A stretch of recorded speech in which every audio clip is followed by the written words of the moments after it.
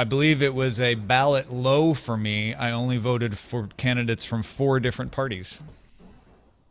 There just weren't as many parties to choose from. Well, were there after parties? Yes. So I guess that's the ones that have no party affiliation. Después de fiesta. It's like after prom. Yeah. Yeah.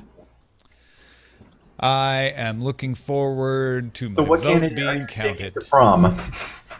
See, that's... Here's the thing, though. Here's the thing about doing the voting the way I do, where I sit down at home and absentee it and research.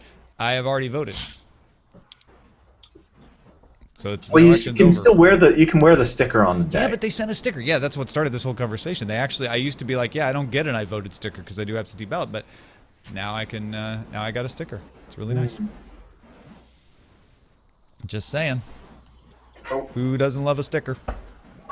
I know that you, my friend, have started. You've spawned a sticker empire in Justin Robert Young with your inspirational sticker. I'm talking to him tonight about it. Also, this is. I showed you this at the thing.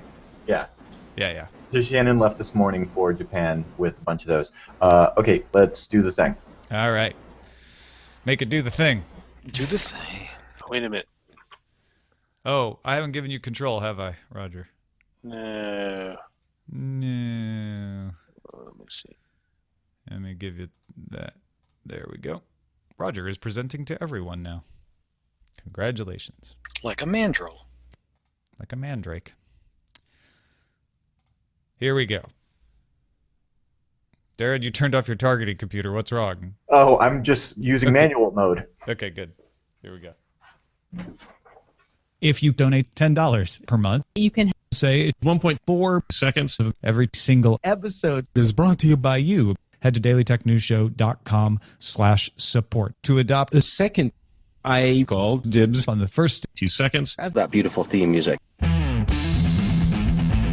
This is the Daily Tech News for Friday, May 13th, 2016. I'm Tom Merritt. Joining me today, Mr. Darren Kitchen, host, producer, and founder of the online web series Hack 5, spelled HAK5. How are you, host, producer, and founder? Yes, I am fantastic, spelled DARREN. Like That's how you spell fantastic. Actually, just to clarify, I was named after the first Darren, not the second Darren, so let's just set the record straight. Good. I'm glad we cleared that up. Yeah. It is a big controversy among many Genie fans.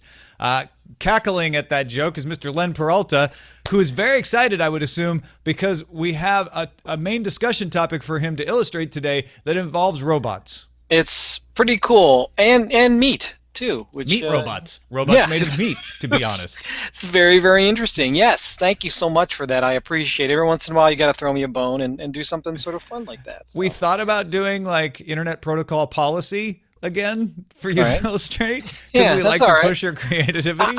I'm always up for the challenge, but anytime I get to draw meat and robots, it's a winner. We threw you a bone. A bone made of meat robots. Meat robots. All right, let's start off with the headlines.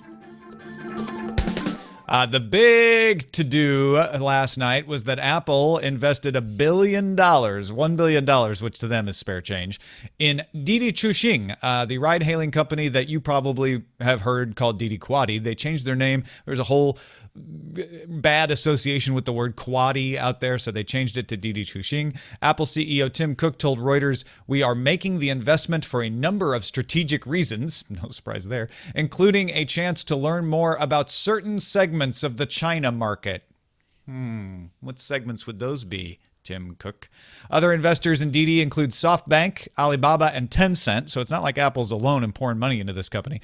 Fortune reports that Didi Chuxing president Jean Liu, she said the companies would benefit each other on product, technology, marketing, and many other levels. Again, not much in that statement, but it does clarify. The reason I use these quotes, Darren, is that both of these companies are saying, yeah, this isn't just they gave us some money and they hope to get a return. We want to work together on something. And of course, with all the rumors we were talking about yesterday about Apple getting into the car business, putting $1 billion, a very unusual move for Apple to put in a bunch of money like this in a car-oriented company, has the wheels spinning. Yeah, as it were. Yes, it does. I mean, because typically Apple takes their money and they put it into their gigantic piggy bank, and they don't really use that gigantic hammer. So, yeah, Yeah. this is strange. This is out of the norm, and we'll see where it goes. And there's all kinds of reasons. Apple may be looking at just creating a service that allows you to request ride sharing. And being an investor in Didi would help them with that. Apple may be building their own self-driving cars that they want to sell to Didi. And maybe we'll see them start to invest in Didi's partners, Oola, Lyft, etc. Apple also just wants to make China happy. Remember that they got their book and entertainment service banned and blocked in China. So investing in a major Chinese company helps them with relationships and knowing people and stuff like that. So there are a lot of benefits from this. I don't think it's any one particular reason. And it could ensure that maybe they get some iPod docks. I know that they're big on that with cars. So Yeah, did you say iPod? I'm pretty sure I did. Yeah. You said classic. You said you promised me classic tech stories. We're going classic. Classic cars. Facebook chairman and CEO Mark Zuckerberg said Thursday that Facebook will launch a full investigation into allegations of political bias in curation of its trending stories. We talked with Andy Ihnatko and Allison Sheridan about this earlier this week. Zuckerberg said so far the company has found no evidence that this report is true and added, quote, "If we find anything against our principles, you have my commitment that we will take additional steps to address it." So in other words, saying, yeah, we know what Gizmodo said, and we know The Guardian released some documentation that backs up the things that people were telling Gizmodo, but we are clear that we do not allow political bias in the curation of our trending topics. So there you go. I mean, I'm not saying that you have to believe them, but they're not backing down from that stance yet. Yeah, I mean, well, go full denial. I mean, that's always a good one to go with. It's full denial, but we'll keep looking. Yeah, right? like, We'll keep investigating. I mean, I get that Mark Zuckerberg's trying to save face. That makes sense, but I don't know. Just to play devil's advocate, I beg the question: do these platforms have some sort of moral obligation to be neutral or unbiased? And is that even possible? Well, and I think that's why you see such a deep tradition of safe harbor. Is that YouTube can say, we're not picking the videos, right? Search engines can say, it's an algorithm. We don't have somebody going in there. But what Facebook did is said, well, we're going to have curators to write the headlines. And that immediately started to make people say, well, wait a minute. Are you also juicing the headlines? And I honestly believe they were. I believe that they were trying to clean them up, if you will. And whenever you allow a little bit of human interaction in there, you're likely to get some kind of bias. It may not be horrible, like you say, but it is not going to be as plausibly deniable as that was just the algorithm doing its work. And the flip side of that is if you let the robots do all the works, then the humans control the robots. Exactly. Witness Microsoft's recent adventures with a bot on Twitter for further information on that. Google is looking for drivers in Chandler, Arizona to collect data while operating self-driving SUVs. So I guess you're a driver, sort of. You're letting the car drive, but you need to take over in case of emergency. Mostly you're just collecting data. You have to have a clean driving record, be able to type 40 words per minute, which immediately made me go, wow, I wonder if I can still type 40 words per minute. And you have to be willing to sign on for 12 to 24 months on a contract. You have a shot at making $20 an hour or so sitting in a self-driving car for 6 to 8 hours a day. And if you stretch the definition of the word pilot a bit, you might be able to tell people you're a test pilot. Ooh, take that, Chuck Yeager. I'm just as good as Chuck Yeager because I sit in a self-driving car for 60 You think you get a plaque? I mean, that's pretty good. Actually, I want to just point out, to put things into perspective, $20 an hour for sitting in a self-driving car. Well, according to an American Trucking Association report from 2015, that would only be like 60% of what you could make if you were a private fleet truck driver. So I'm just saying you might actually have to do the work yourself if you were driving the truck. Exactly. So maybe really there's just an opportunity for Google to make some self-driving freight. How much is it per minute of words? If you're doing 40, how much is it per word? Yeah. 40 words a minute. $3,000 a year, and then let's see, we're doing this part-time. You can just do 20 divided by 60 divided by 40. Yeah, so $35 an hour, and we're doing 40 words a minute. So yeah, of course. So let's move on. I'll get back to the math. Thanks. Global financial network SWIFT disclosed a second attack against an unknown commercial bank in its network. This is similar to the one we've told you about previously on the Bangladesh Central Bank. Reuters got a look at an investigative report that states the attackers are actually still in the network. As the investigation goes on, there are also 2 other groups that have been discovered in the network, one of whom appears to be a nation state that is collecting information. Security firm BAE Systems says a similar attack was made against a Vietnamese commercial bank, although they aren't saying whether that's the same one SWIFT identified. And the attack on Bangladesh's central bank exhibited, quote, this is very important, the same unique characteristics, end quote, as the attack on Sony Pictures Entertainment in 2014. Doesn't mean it's the same group, but it is a similar type of attack as was taken against Sony. You know, I look at this and it just makes me ask the question, like, what if, and this is probably in the world that doesn't exist, but what if the banking industry actually took this as an opportunity to drop the 20th century unsecure concepts like the symmetric keys we use for our debit and our routing and account numbers and things of that nature, and rather adopt something using, say, public key infrastructure like the blockchain?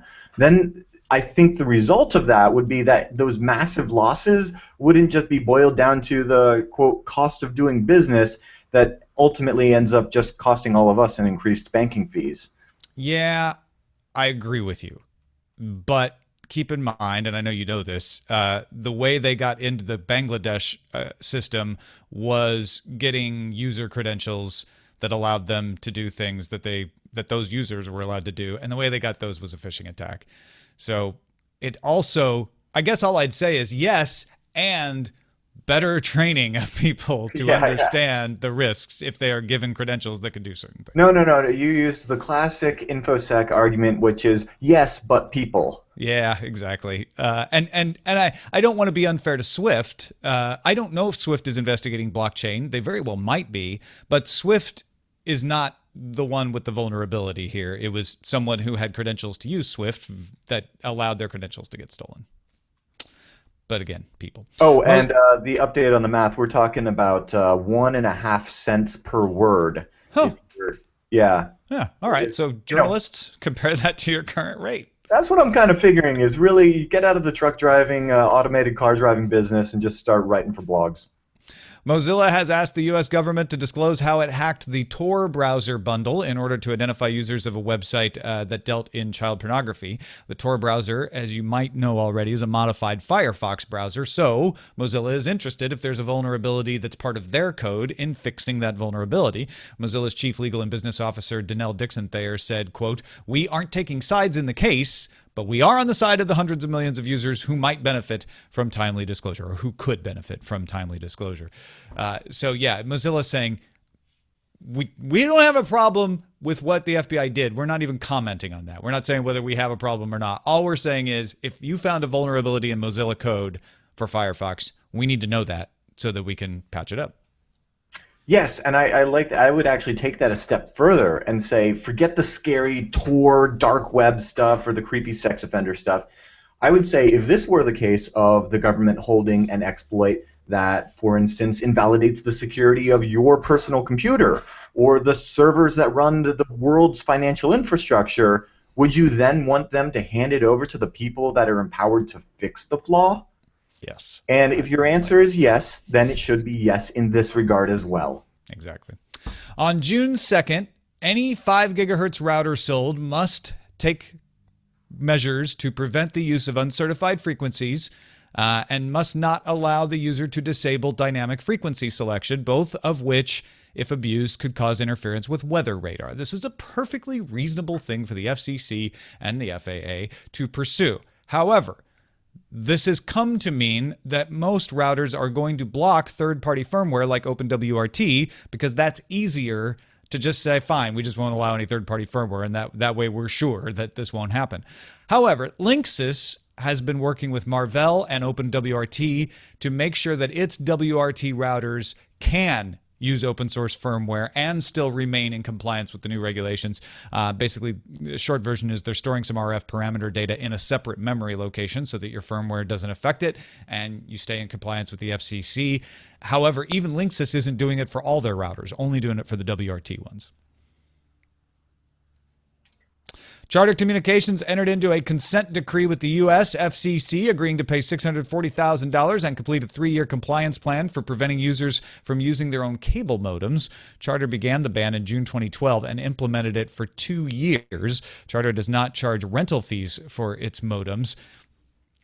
I'll get to that in a sec. The FCC began investigating in July 2015 at the request of Zoom Telephonics, who makes modems, saying, hey, they're not letting people buy our modems here. And so the FCC said, no, you can't stop people from using the modem, even if it's not in their best interests. They're allowed to connect it as long as it's a legal device.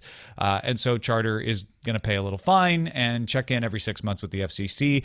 But this is one of those things where I kind of get where Charter was coming from. What they did was said, we're not going to raise prices. We're just going to not charge you the fee for the modem so that we just give you modems. And that way we can always have a limited number of modems connected. You always have the most frequent, the newest modem, and it's just an easier tech support thing for us. But there were some of us out there, and believe me, at certain points in my life, I would be one of them. Like, I don't care if I'm not getting charged. I have a modem. I want to use my modem, and that's what's changed here. Yeah. So how much is this fine? $640,000, kind of slap on the wrist, really. Yeah, I was about to say, $640K should be enough for anyone. Yes. I should have seen that one coming. So the devil's advocate here, I think this brings up a good question, which is that should network operators have the right to dictate what devices directly connect to their networks? And I'm not talking about the PCs behind the firewall. That's none of their business. But the actual interface that communicates with, their lines. And so it makes me wonder, say, for instance, if Shannon, who's on her way to Japan right now, were to go down to Akihabara, I'm hoping I pronounced that correct, and picked up some bizarre non-FCC tested cell phone, should she be able to bring that back for me to pop my T-Mobile SIM card in it? I think at a certain point you should be able to, I think. Well, and the FCC allows for that. They say, you can have an approved list of modems and say it has to be on this list to connect to our network. It has to be a reasonable system. That was one of the other problems is once Charter did put out a list, it was a very short list. They were saying, well, we have to test the modems, but the tests that they were doing weren't testing for whether they were compatible with their network. So the FCC says you just can't use this as an impediment. It's fine to have a reasonable certification list to say, no, you can't just put any modem on the network. It has to be compatible and it has to be something we know how to support, but you have to keep that list pretty long. In fact, I just hooked up Time Warner Cable as a backup account last night, and the modem list that they support is vast. It is a huge number of modems that they will support, and they're very clear about this will work with DOCSIS 3, this will work with DOCSIS 2, so if you want speeds up to this amount, you got to get these modems. I'm fine with that. I think it's interesting what Charter was doing, saying we're just going to include the price of the modem in the account fee and spread it out amongst everyone. You can look at that and say, so it's a hidden charge they're forcing me to make. But they're basically saying we're just making that part of the service. We also don't allow you to hook up your own cable at the telephone pole either. And there's better reasons for that. I get that. But they were just including the modem as part of the service. And I get why that would bring down support costs for them. Yeah, I think it's a totally reasonable thing for them to say, like, we've standardized on this, and considering the fact that it's a shared line, and somebody plugging in some, malformed device can bring down the entire network. So in those situations, don't forget too that they don't give you any money back even now if you use your own modem, because there was no modem rental fee. Hooking up your own modem doesn't save you anything. You still pay the same amount as everybody else. No, and in this case, it's the FTC that's getting the $640K. Yeah, that's right. So maybe they can use that with HiMemSys, and they'll be good to go. Android police found an Android VR placeholder in Google Play's developer console code, and Peter Rojas tweeted that Google will introduce an Android VR device at Google I/O next week. Peter says it'll be a standalone headset. It won't need a phone. However, the Financial Times reports that Google will introduce a new VR product that does need a smartphone. And the Wall Street Journal said, girls, you're both pretty. we think they're going to introduce both things, a standalone product and one that isn't standalone. And that is probably what will happen. That's now what I assume is going to happen. Two VR products. I mean, they kind of already have one that works with phones, the cardboard, right? Yeah, and I think they're probably going to continue with that recyclable theme. I'm predicting it's either going to be like tin or aluminum, probably not glass. It'll have just a big triangle with arrows and a 2 in the middle. Or more heavily corrugated cardboard. That real industrial stuff you find at IKEA. I do think it'd be interesting. I think it is more interesting to think about them introducing a standalone headset that is sort of between the Gear VR and the Oculus Rift as far as functionality, and might get VR into more people's eyeballs. Here's the thing. I don't miss my smartphone when I'm using Gear VR because I'm kind of preoccupied looking at my smartphone very close up. So I don't really necessarily believe that there's, for many VR instances, a need for that separate device as long as you can get the, kind of processing power. And with certain streaming technologies, that could even be offloaded externally anyway. So I am actually a huge fan of using the phone just because you have already a very rich display there, and it's already a very personal device, and I feel like VR is a very personal experience, so using your phone I think is fantastic. But we'll see what they come out with. Here's what it becomes a problem when you want to let someone else use your VR device. And they're like, oh, I have a flip phone, but can I use your VR device? Like, well, okay, you have to use my phone though, and then when you want to share the VR experience, or more importantly, especially as we talk about these Google devices here, I find it's very frustrating that I want to Gear VR at the same time that I Google Glass. It's so cumbersome. First world problems. Maybe there'll be some Google Glass magic in this VR thing from Android. Oh, hey, Glass is recyclable. Maybe that's it. Roger Chang, our producer, pointed this one out. Arizona Governor Doug Ducey signed SB 1350 into law prohibiting cities in Arizona from banning the listing and use of short-term rentals like Airbnb. You heard ban and you heard Airbnb. Don't get confused. He's banning. In other words, cities can't stop Airbnb from operating in their city. Arizona has a plan to develop public policy that encourages the sharing economy. Usually we just hear about cities cracking down on things like Airbnb. So this is an interesting tidbit. Yeah, and Doug Ducey's fourth grade English teacher is like, why you double negative? A few more tidbits for you. EU member states endorsed a proposal requiring subscription services like Netflix to allow access outside of your home nation while you're traveling within the EU. Have to be in the EU to begin with. Must be approved by ministers at a meeting on May 26th.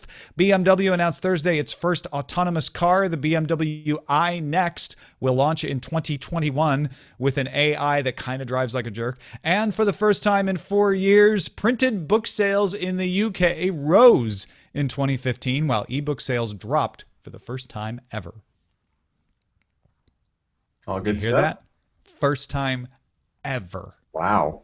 It's really not that big of a drop or big of a rise, but it is an interesting inflection point to see we may have hit stability on the division of ebook and print books here. Thanks to everybody who submitted things from our subreddit at dailytechnewsshow.reddit.com. You guys are the best. Even if you drive BMWs, I still love you. SP Sheridan, Strike It Rich One, Captain Kipper, all y'all. Get in there and submit some more stories. Flo Bama, you rock. TG Stellar, always good. Celtic Chris, welcome. All of you get in there. Do some voting. Do some submitting. Helps us put together our lineup. And that is a look at the headlines. I feel like we should be equal opportunity in getting all yins in there as well. All yins? Use all use? Yeah. There we go. Covered it all. All right. We got two robots to talk about. Let's talk mech first. All right. Because that is actually, if you don't realize this, the more common wearable robot out there. Wearable robots are becoming common. Panasonic has a power loader that can be used for disaster relief and construction. They're also developing similar assist suits for factory workers. But the news today is that Hyundai is showing off a robotic exoskeleton that allows you to lift objects that are hundreds of kilograms in weight. They're targeting factories, the military, physical rehabilitation as uses for it, and it seems to be a more robust version of the H-Lex, the Hyundai life-carrying exoskeleton. That's a more lightweight one that is really targeted more on that end of physical rehabilitation. And there are others out there working on things. In fact, the Panasonic Power Loader, I think, is if not for sale, being manufactured. So we are living in a world, Darren, where we can buy exoskeletons. Right, and what's really interesting is Hyundai, an automaker, makes total sense that they would develop something that can be used as to build autos, industrial applications. Yeah, to build cars. I say, you know what? Skip the middleman. Just go straight to slapping a license plate on the Mechs butt, and I want to sprint that thing across the Bay Bridge in the Diamond Lane, of course. This is one of those next product categories. I'm not even joking when I say this. Like, we are going to be talking about who has the best robotic exoskeleton or the best wearable robot within a couple of years. In all seriousness, I hope that this sort of stuff continues and comes to consumers, because I could imagine someone like Nike, who, believe it or not, I've had people at Nike tell me that they're a technology company, not a shoe company, which is cool. The fuel band's interesting. But I would love to see, in the future, as I think personally, like, I love hiking, but I also have 2 knee injuries that I'm just maintaining. And I know that at a certain point in my life, it would be fantastic to have something aid me with the hiking in my elder years, as I would love to continue seeing the world. And that's something where I would love to see some sort of special Nike pants or something like that, doing the same sort of stuff that we're seeing right now in industrial applications. Yeah, I wish I read more Korean, because I would like to know more about what Hyundai's got here. Google Translate did a fair job, and they really don't have a whole lot of information, but the pictures are amazing. You got to check this out. Meanwhile, what we do know a lot more details about is the robot made of meat that is ingestible. This is from a joint project of MIT University, the University of Sheffield, and the Tokyo Institute of Technology, co-created by Daniela Roos, the director of MIT's Computer Science and Artificial Intelligence Lab. So they have been doing a lot of work with origami robots, usually made of mylar, that can use folding as a propulsion system. They wanted to make an ingestible robot, and the mylar was a little stiff for their purposes and also caused some other problems in a biological situation. So they did a lot of research on sausage casings, Darren. I bet that was awesome research. Which, yeah, they're like, we went to a lot of Asian marketplaces, a lot of Chinatowns in the U.S., they didn't say they tasted a lot of sausage, but I bet they tasted a lot of sausage. And they ended up with a pig intestine that is used quite often as sausage casing, called biolephin, that is folded, put in with a tiny magnet attached to it in an encapsulation into a capsule, and they are able to control it externally with magnets. Now, it can propel itself. It can actually, like 20% of the propelling is done by just pushing water out of the way. The other 80% is what's called stick slip, where the appendages stick to a surface and then execute a move and slips free, so the body flexes to change its weight distribution. You can think it kind of like a caterpillar or an inchworm, I guess. And they've done tests where they were able to guide it in its direction with magnets externally, and it uses the stick slip to move around the rest of the time. They were able to remove a swallowed battery. Did you know that 3,500 people swallow a battery every year? So that was actually the thing that, like, when I read that in the article, I, like, stopped in my tracks. I was like, what? Because on the one hand, cool technology, but I'm, like, reading this, and I'm like, okay, but why do we need this? What's the application? What's the application? Then finally I'm like, oh, so stop eating batteries, people. Watch batteries, right? And it's only 3,500, so as a percentage of the population, it's actually fairly low. But yeah, that happens. Watch batteries just actually, I mean, are you testing them and then you accidentally swallow? I'm curious. However, it's not a joking matter. Although most of the time it gets passed through you, sometimes it will get stuck and then it can cause burns because of the way it interacts with your stomach acid. So this edible robot could then move through your stomach. They've done a test using a model of a pig stomach, and then cut open so they could see what was happening. They fill it with water and lemon to simulate stomach acid, and they were able to move it through. There's a video of it. It picks up the battery, and then the battery is now dislodged, and both the capsule and the battery can get passed through as normal. It's like Magnadoodle meets sausage, basically. That's what we're talking about here. It kind of is. On the one hand, okay, so what's really interesting about this is like when this goes a step further and is self-propelled fully and doesn't need the magnets externally and stuff like that, because at that point you really have just meat drones, which this world really needs. And shout out to Steeltown, love those guys. Word to Sheffield for getting in on this sort of innovation. How about some vegan options next time, though? Yeah. Just saying. Keep in mind, side note here, they picked pig intestine, the sausage casing, because it holds up pretty well in your stomach. Well, there you go. All right. It doesn't digest very fast. That's just something to keep in mind. I am not personally bothered by that sort of thing. But yeah, we're having people asking for, is there a vegetarian option? Is there a kosher option? Those are going to be concerns if they get this work, and I'm sure they can find other materials. But the next steps are actual in vivo experiments where they use animals to test this out and see if they can guide it. And they also want to add sensors to see if they can get it to control itself. In other words, they would tell it where to go, but they wouldn't have to use the external magnets to guide it. That would be another big step for them. You just got to hope that this thing doesn't get stuck, because then you're going to have to send down an even bigger bot, and then it just goes on from there. Yeah, pretty soon you're using a parachute casing to. It's just I just want to see the mashup. I just want to see the meat exoskeletons. I'm actually looking forward to the now. Do you onion and herb or Italian spices in your? As long as it's gluten free. Yeah. We have chicken apple robots as well. Researchers are presenting this week at the International Conference on Robotics and Automation. But all jokes aside, this is a really incredible piece of technology, and I'm curious to see if it continues. I like the simplicity of it. Because it's just like meat and magnets, And then, that almost belittles like the amount of precision that must be involved into piloting the entire thing, I think at that point you could call yourself a test pilot. Right. Google yeah, the Park MIT folks can't too. Yeah. Got a battery in your stomach? Come on down to MIT's Meat and Magnets. We'll get it out of you in a jiffy. Exactly. Oh, man. All right, let's get to our pick of the day. Nate wrote in with 3 picks that let you download offline maps. If you want to use your phone as a GPS device and you're worried about coverage, get one of these. Sygic, or maybe Sygic, SYGIC, uses TomTom's maps. Nate says it's got an awesome interface. It's free, but charges for voice prompting during turn-by-turn directions after the trial period is over. Map Factor Navigator uses OpenStreetMaps data, and the free version has all the major features needed, although it's not Nate's favorite interface.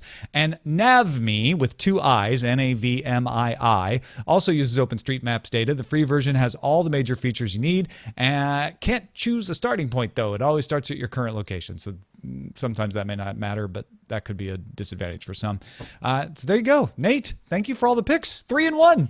Fantastic. Hey, that's awesome. I'm looking forward to. I'm going to be doing that here real soon, as I'll be in Australia, hopefully motorcycling across some of parts of it, and yeah, not having service is a thing there, I believe. Yeah, especially out in the countryside, or they call it the outback. Do they actually call it that? We'll see. We'll see. I hear that we can see some stars there. We'll talk after the show. Send your picks to us, folks. Feedback at dailytechnewsshow.com. You can find more picks at dailytechnewsshow.com/picks. A couple of good messages. Colin wrote in regarding our discussion of Apple becoming a car company and said, Elon Musk pointed out the following. In the car business, you are mass producing to get to economy of scale. To mass produce, you have to make the machines that make the machine. Designing, building a car takes a lot of work. Designing and building the machines that make the machine takes 10 times that work.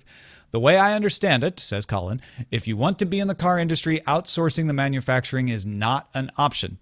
That said, Apple's partnership with Foxconn isn't exclusively one of outsourcing production. For the MacBook line of laptop computers, Apple introduced a unibody design, and it's my understanding that Apple also developed the technology for the particular CNC milling machines capable of manufacturing the unibody. So that's Apple making the machines that make the machines, or at least designing them, I guess. As pointed out during the show, if you want to get into the car business, you have to go all in. Design and manufacturing have to be intimately connected. Otherwise, you won't be competitive. Now, that's the case for you guys. Justin's right. Apple's gonna become a car company, and they can't really even outsource this stuff too much. David, on the other hand, writes in and says, I took a trip to South Korea 2 years ago, and let me tell you, South Koreans love their domestic cars. There are plenty of Hyundais on the road in South Korea, but there are also plenty of Samsung automobiles on the road in South Korea. I did not realize this. While it's extremely improbable that Apple will become a South Korean, I don't know how to say this. Is it Chaebol? In other words, one of the companies that sells everything from theme park tickets to life insurance to oil tankers. It's not necessarily a foregone conclusion, says David, that Apple's core business couldn't remain electronics even if a piece of Apple focused on manufacturing automobiles. Samsung does it through a partnership with the French automotive manufacturer Renault. Apple could easily follow the same path or perhaps another. So I looked it up. He gave me the link to the Wikipedia article on Renault Samsung. Renault Samsung is a subsidiary of Renault. So Samsung is partnered, but Samsung doesn't own it. However, Samsung did start it. They maintain a minority ownership. Samsung started it with assistance from Nissan, and it has a single assembly site in Busan, South Korea. So what happened was Samsung started an auto company and built cars, and then in the downturn in the 90s, had to sell it off to Renault, but they still hold a piece of it. Assuming that Apple doesn't have to worry about a downturn because of their big cash reserves, this could be a model where Apple says, oh, well, you know what, we'll partner up. In this case, it was with Nissan, but we'll partner up with somebody to bring in the expertise, but we will start a plan. We will build cars. Yeah, dude, you think the tech industry is weird? The whole auto industry is so weird. People I had somebody just ask me the other day who makes the Hack Across America van. And I'm like, oh well, it's a Mercedes Sprinter, but it's also been a Dodge. I mean, at the end of the day, it's a Daimler AG vehicle. Right. But you don't find too many companies, and Samsung was one of the rare instances where it's a non-traditional car company owning the car. It's almost always a car company working with another car company if there is a partnership involved. So this is kind of an interesting one here. Thank you, David, for pointing that out. And thank you, Darren Kitchen. As always, a pleasure discussing the tech news with you. If people want to hear more Darren Kitchen talking, what could they possibly do? Oh, they could go to hak5.org, and they would find our new website that has all of our shows, including Hack 5 and Tech Thing, ThreatWire, Metasploit Minute, Hack Tip, and more. And at the very top, you'll find the info on the meetups. If you are in Japan, is it next weekend? It's on the 23rd. Yeah, so next Monday on the 23rd with Shannon in Tokyo, as well as towards the end of the month in the Gold Coast of Australia, and then Sydney on the 4th. So sign up for some meetups if you want to get down and see what we're up to. hak5.org, you'll find all our shows. Lately, it's been pretty much about drones. So if you're looking to build your first drone, check it out. UAV, drone, quadcopter, whatever you call it, go to hak5.org and check it out. Mr. Len Peralta, I may have to buy this one too. That's what I like to hear. No, when you texted me this afternoon about the meat mech and also just the mech suit, this is the first thing that came to mind. It was a suit made of meat with a man who was throwing up pig intestines. There you go. Somehow he's saying somehow I don't think this is how this suit was supposed to turn out.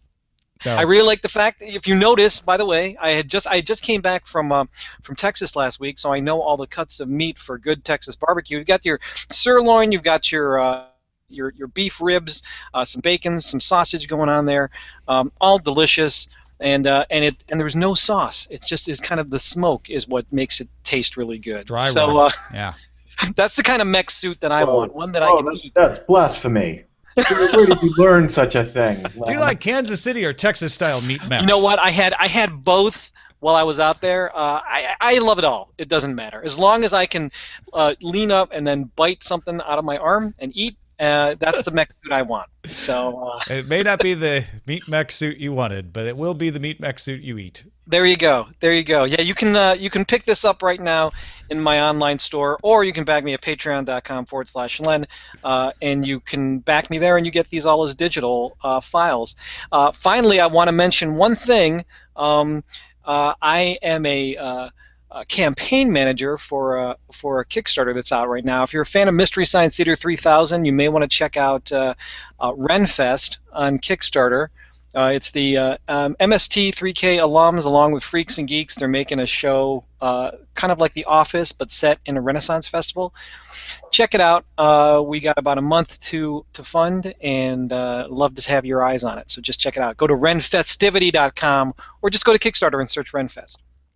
Hey, if you've been wondering where Nate Langston has been the last few weeks, he's been moving house, but we still are big fans of text message, and we're going to cross-promote each other regularly. So let me know what you want to hear Nate talk about on this show and his little updates, feedback at dailytechnewsshow.com. Thank you to everyone who supports the show. We couldn't do it without you. If you are not already supporting the show, here are your options. Just give us $1. You got $1, right? Just give us $1 a month. It helps make the show better all the time. We got all kinds of ideas. We're in a Google Doc right now, all of us like hammering out on a new idea. You want us to execute it? Got to support us. dailytechnewsshow.com/support. Stay tuned after the audio show to find out what electroceuticals are and how injecting devices inside of you could save your life. Kind of goes with our main discussion topic. That's the Medical Minute with Kieran, which is also available in the treasure chest to patrons. Our email address is feedback@dailytechnewsshow.com. Give us a call, 512-59-DAILY. That's 593-2459. Catch the show live Monday through Friday at 4:30 p.m. Eastern Time at alphageekradio.com and diamondclub.tv. Our website is dailytechnewsshow.com. Back on Monday with Veronica Belmont. Talk to you then. This show is part of the Frog Pants Network. Get more at frogpants.com. Diamond Club hopes you have enjoyed this program. Yes. Yes. Nice. You know what I love about this is that Len has both honored a current trend, which is wearables, but also invented a new trend, which is the edibles. I really feel like this is you're onto something here. CES will never be the same again. I think it's a great idea. I The think it's big trend at CES 2017 is edible tech. You've got your Pebble on, and you're like, oh, what time is it? And you're like, it's snack time. That's right, and you just eat it. Right? Think about how many you can sell. What if It's so delicious.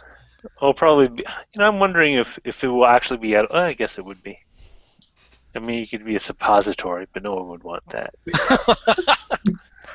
I do like that the chest plate and the thighs are delicious steaks. Yes, they're sirloins. Right, Yeah. exactly. And the ribs, I love that, man. The ribs, That's like, right? The joke writes itself. You got some bacon underneath your armpits. How can you go wrong? You know, what's interesting, Tom, is that I don't even know how to pronounce it. Chables. Yeah. So they're huge conglomerates. So for the longest time, Hyundai used to make PCs and consumer electronics. Yep. And they just like, hey, we make cars, but we'll also sell these because that's how we work. Yeah, and now they make mechs too. All right, titles. 60, I actually like that. 640K should be enough for anyone. Meat pot. Oh, come on. That was... I like that one, Tech Mechs. I thought that Tech was- Mechs, I think works the best. I don't actually see it on here. Tex Mex. Oh no, there's. Tech I'm Mechs, voting. yeah. Tech Mex. Yeah. There it is. I'm voting it up. Heck, Max, so I'm voting it up too. All right. But I'm honored that 9 people liked my 640K joke. I am one of those. That was really good. Oh. That's really clever. That's very funny. Tech Mex is also good. All right, Tech Mex. We're going with Tech Mex. It's very good. But should we spell it MEX or MECHS? We should spell it MECHS, right? Tech Mechs. I don't know. MEX. I'm It's with like Tom on the Wasn't Yeah. the whole thing like Tex-Mex? It's kind of like playing on the whole edible. Yes, it is. Yeah. Tex. But it's also Tech talking about mecha. Yes. No, we Yeah. should MECHS. Yeah, definitely. Well, Tech Mechs. Max. It's Max. Tech. Yeah. It should be Tech with an S and then MEX. Wait, Tex. what? Like TECHS. Tex. TACH apostrophe S MECHS. Hey, Tex Mex. How are you going to get an apostrophe in a file name? Watch. I You watch dare me you. ampersand You know what? whatever code that. I say All day in long. honor of the 640K joke, which now has 11 votes, you should go with an 8.3 file name. No. Let's see if we can fit Tech Mechs in there. You know what? It fits. Tech, It fits. as it currently is, would fit as a techmex.mp3. It's 8.3. What? If you don't understand why it needs to be 8 characters, you've been running the wrong file system. My only problem is I don't create the file names.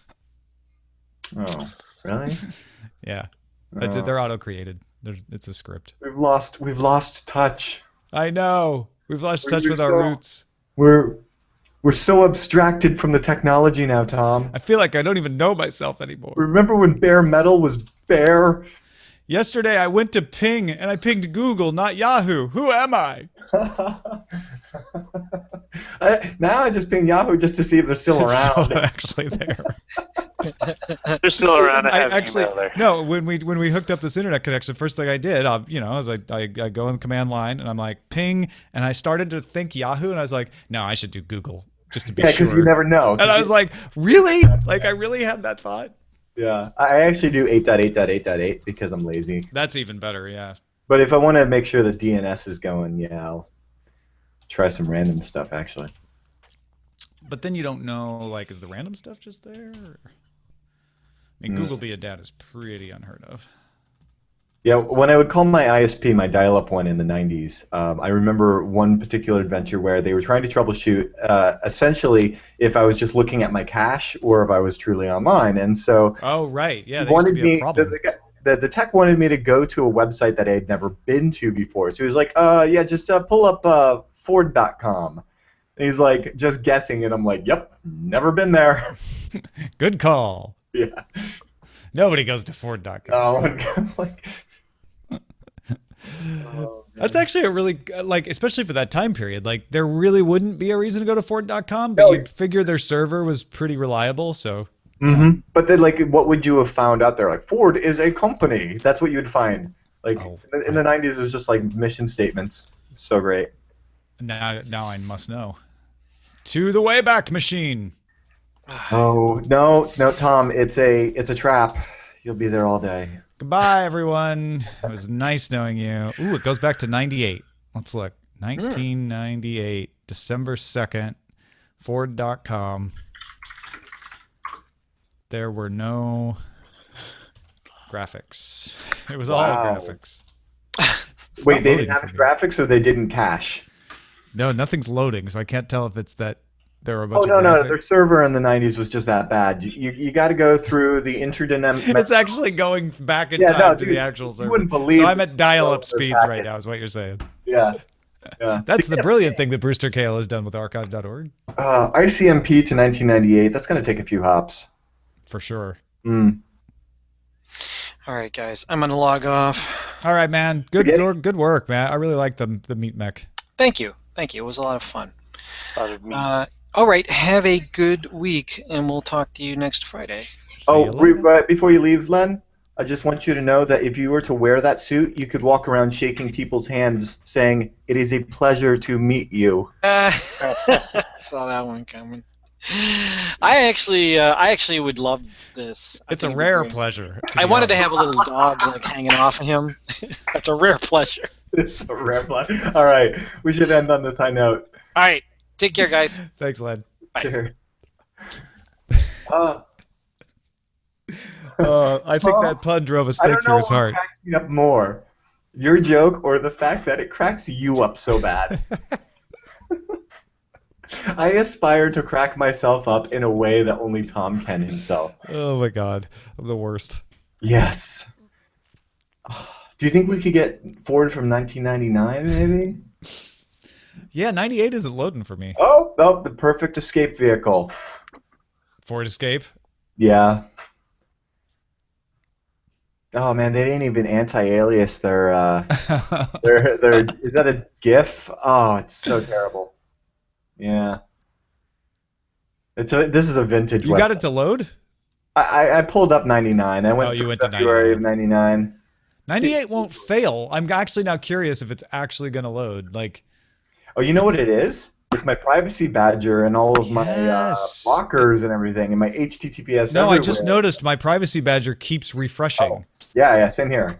I got So there's something in the 1998 Ford website that causes privacy badger to go, nope. Nope. No, it's stealing all my data. Not going to do that. How else am I going to find out about my Ford Escape? I'm going to buy a new 1998 Ford Escape here in a moment. Oh, yeah. No, there's a recursive script Oh, in that yeah. 98 thing, so it's never going to load. It's not Privacy Badger. Maybe it gets better in 2000. In the year 2000. In the year 2000. Oh, all right. I love that it was made for 640 by 480. When you, wait, yeah. See, this is how weird the auto industry is. Here's Ford's website from 2000. It's Ford Motor Company, and then you've got the logos of Volvo, Mazda, Lincoln, Ford, Mercury, Jaguar, and is that Aston Martin? No way. It's so hard to tell because it was made for 640, 480. Like, Wow, you have to go all the way to 2000, huh? yeah, Aston Martin. Really? Wait. The Ford Volvo, Mazda, Ford Lincoln. Ford Mercury. used to own all of them. Really? Yeah, they own Aston, they own Jaguar. They had So you're Volvo. saying that for a James Bond's driving a Ford? No, he's driving an Indian-owned company car. So Yeah, Ford sold. doesn't own them anymore. is No, what they you're saying. sold it, divested. Mm. Chrysler used to own Lamborghini. Next How's thing that you know, one you're for- going to tell me that Budweiser isn't an American beer. It isn't. AOL used to own Time Warner. Yeah, I was setting you up. InBev. I know. I don't even drink beer, and I know that. I know. That was a big deal around Williamsburg, Virginia, because we had Busch Gardens there. Busch Gardens. Did everyone stop Old going? Williamsburg. Yeah, No. I've been there. So you've been to Busch Gardens, Williamsburg? We did a band trip to Washington D.C. and played in a parade at Williamsburg. Oh, no way, for real, in Williamsburg? Okay, that's, all right. I thought Busch Garden was a burlesque show until someone set me straight. Speaking of burlesque show, tonight at the DNA Lounge is Midnight Murder Mystery Hubba Bubba Review. So Hubba Bubba. or it's Bubble Hubba gum? Hubba. They've got double hubbas. So it's not the bubble gum. No, I think that's probably trademarked. But they do have both Hubba and Bubba. Remember the bubblegum? Was it Hubba Bubba? Yeah, No, that's it's- what we're talking about. Was it? Was it? Hubba Yeah. Bubba? Yeah. The No, gum- I was a Bazooka Joe guy. You know, I really wanted me those comics. Hubba Bubba was great because it wouldn't stick to anything, especially your face. And you blew bubbles. That was the whole thing. You blow bubbles and it would pop and you wouldn't stick. And you could stick it back in your mouth. I don't remember if it was actually Hubba Bubba or there were also some like knockoff brands, but there was a cherry version. Because I remember that gum was like I made the gum. mistake when I was a kid of eating the bubble gum that came in the back of the baseball cards. Oh, me too. It was horrible. Those gum. things were horrible. They were just, Uh-huh. it's like, what? I used to complain, it's like, why do you put gum in here? Just leave it out. Because people only buy them for the It just card. all it did was damage one of the cards. That's all that Exactly. did. And then make the whole deck smell like bubble gum. And it got Which is worse fantastic. over time. Although for a short Well- period they were selling a Hubba Bubba like a package that had like little cubes of gum at the bottom, and that wasn't half bad. But they were more expensive. Gum was bad for me. It would pull on my fillings, so I stopped. I didn't have fillings back then. You do now. I do now. Oh, Hubba Bubba is the ones that made bubble tape. That Oh, must Bubblicious. That's the one that had the red. Ah. be. Mm. Bubblicious had the cherry one that I really liked. What are you sticking? I'm sticking a food product you can't eat in my mouth and masticating on it for an hour. Yeah, man. Strengths to I used to Tech was in a school band. I played the quads. See, he's been everywhere. Yeah. He's gonna make a drone joke, and I've been to Greenville, Illinois, Pocahontas, Illinois, Serrano, Illinois, Keysport, Illinois, Vandalia. I've been everywhere. So it says Pocahontas. I wonder what the town's motto or whatever. Like, is it all the colors of the wind or something. Well, Pocahontas's motto when I was growing up was "Greenville's a dry town. Come drink over here." It's a smart motto. But they're right along Interstate 70, so they have a lot of Indian themed names. 784 people at the 2010 census. That's actually up a couple hundred, I think. Demographics. No, I want to see Gretchen Wilson. Yeah, I was hoping Gretchen they would Malter. Her name was Gretchen Malter before it was Gretchen Wilson, and I went to high school with her.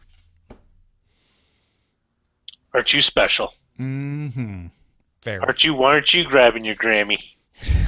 You quad playing fool, you. She was not in the band, I don't think. Actually, she might have been, and I just don't remember. She was in 4-H. No, I don't think she was in 4-H. What's the FFA? That was the other one. Yep. I was in 4-H. I was not in FFA. I was thinking about FFA, but it's like, you guys just weld together combine like parts, and a lot of my friends were in FFA, and they got those cool jackets. like Letterman jackets. The FFA jackets, they were, I think they were corduroy, kind of a navy blue. Oh, really? Purple. Yeah. Corduroy is FFA jackets. symbol and your name stitched on them. Yeah. See, we had the same thing in FHA, the Future Hackers of America. It's pretty great. Interesting. Like our instead of home ec, you took home hack. Yeah, exactly. Yeah, we learned how to balance a checkbook and phone freak. It was pretty good. Right. The ones I remember from high school were kind of like the. I learned how to balance someone else's checkbook. Were kind of those. They did teach us how to balance a checkbook in high school. Yeah. I totally used that skill. You were saying, Roger? Oh no, it's like I don't remember these ever. We had a lot of FFA. I do remember like some satin ones that kind of look windbreakery, like the ones you would see for the Rotary Club. But Man, SoundCloud's taken forever to process my track for playback. These are some pretty interesting folk. Well, I have to. I wonder if they turned everything off again for the weekend. Yeah, I should probably get going too. I gotta get ready for Current Geek. Thanks everybody for watching or listening, and we will talk to you Monday with Veronica Belmont.